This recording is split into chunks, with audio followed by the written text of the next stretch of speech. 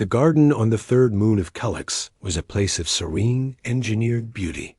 Fragrant silver blooms spiraled towards a lavender sky, and whispering fronds composed a gentle, alien melody. In the midst of this tranquility, the princess of the Calixi dominion walked, her opaline scales glinting softly. A single figure, solid and quiet, shadowed her steps. He was her human bodyguard, a man known for his stillness and his eyes that missed nothing. The attack was not subtle. It was a violent shattering of peace. Plasma bolts, searing and green, cut through the fronds from the high garden walls. The princess froze, a creature of diplomacy and theory, unprepared for such raw hatred from a rival faction. Her royal guards, their elegant energy staffs raised, were overcome by the sheer ferocity of the ambush.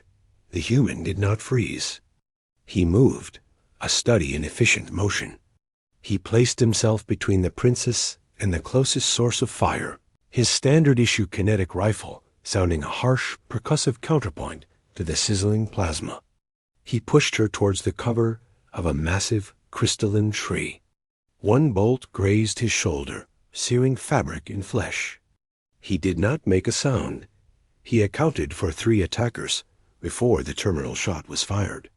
It came from a new angle, a sniper he had not anticipated. It was not aimed at the princess. It was a calculated, high-caliber round meant for him. It pierced his chest armor as he was shifting to cover her once more. The impact was brutal, final. He fell, his body a shield that slumped against the base of the tree, directly in front of the princess. His last act was not a word or a dramatic glance. It was a final, firm push with his boot, ensuring she was fully concealed behind the dense crystal trunk. Then the light, that fierce and watchful light, faded from his eyes. The princess witnessed it. She saw the moment the strange, soft-skinned creature from a backwater world became utterly still. The assassins, believing their primary obstacle removed, advanced. They did not reach her. Reinforcements, alerted by the initial commotion, swarmed the garden. The would-be killers were captured or terminated. The princess was physically unharmed. She was, however, profoundly altered. She knelt beside the human, ignoring the protests of her aides. His blood, a shocking, vivid red, stained the pale soil of the moon. Her own people shed iridescent fluid when injured. This seemed so vivid, so substantial. She ordered his body prepared for repatriation to his homeworld, a place called Earth, with all honors her station could bestow. She also requested, and was granted, his service record and personal logs. What she learned there began the quiet tremor that would shake galactic foundations. The human, she discovered, was not bound to her service by wealth or conscription. He had chosen this assignment. His personnel file noted he had declined safer, more lucrative posts. In his sparse personal logs, she found the reason. Years prior, a Calixi research vessel, the princess on board, had made first contact with Earth. The transmission showed her, younger then, speaking of peaceful coexistence. He had written, "They saw us. They didn't see a threat. They saw people. I will ensure that vision is protected." He had died for an ideal, for a principle of recognition. This concept was alien to the Calixi court, where protection was duty bound by caste and genetic lineage. To die for a transactional agreement was understood. To die for a thought was considered illogical, a tragic flaw of a younger species. The princess attended the repatriation ceremony via quantum link. She expected a somber military event. What she witnessed was different. Humans called it a funeral, but it was not merely a ritual of mourning. There were tears, yes, for the life cut short. But there were also stories. His comrades spoke not just of his skill, but of his dry humor, his loyalty in sharing supplies, his quiet teaching of their children. They celebrated his life as much as they lamented his death. They called it the ultimate sacrifice, and their grief was paired with a fierce, burning pride. This was the first shock. The galaxy viewed death as an end, a failure to be avoided, a private loss. Humans framed it as a testimony to what was valued. The second shock followed swiftly.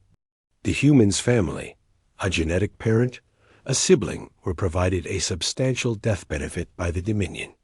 They accepted it with dignified grace. Then, using a portion of these funds, they established a foundation in his name. Its purpose was not to memorialize him with statues, but to fund educational exchanges between human and galaxy youth. He built a bridge with his life, his siblings said in a public statement. We will maintain it with his legacy. The gesture sent ripples through diplomatic circles. The response to a profound loss was not retribution, not withdrawal, but an invitation for more connection. It was counterintuitive. It was revolutionary. The third and greatest shock came from an unexpected quarter. The human's final action, the boot pushing the princess to safety, had been captured by a security scanner. The footage, raw and unedited, found its way onto the galactic data streams. It was not the violence that captivated 1 billion viewers across 1,000 worlds.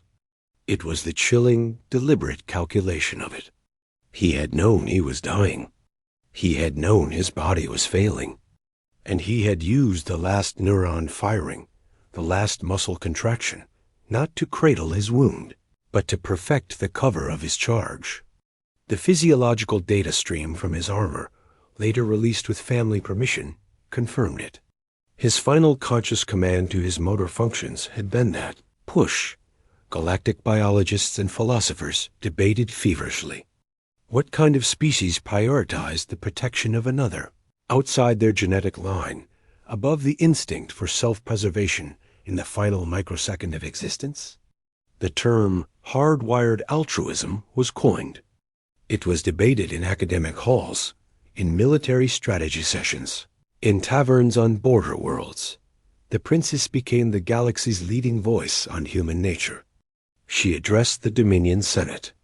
We believe them physically fragile, emotionally simplistic, she said, her voice carrying the weight of witness. We were wrong.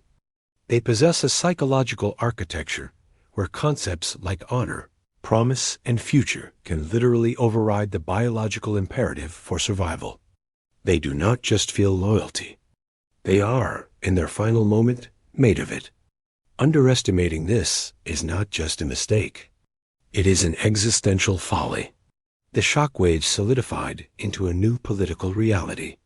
Rival factions who had viewed humanity's entry into the galactic community with skepticism now recalculated.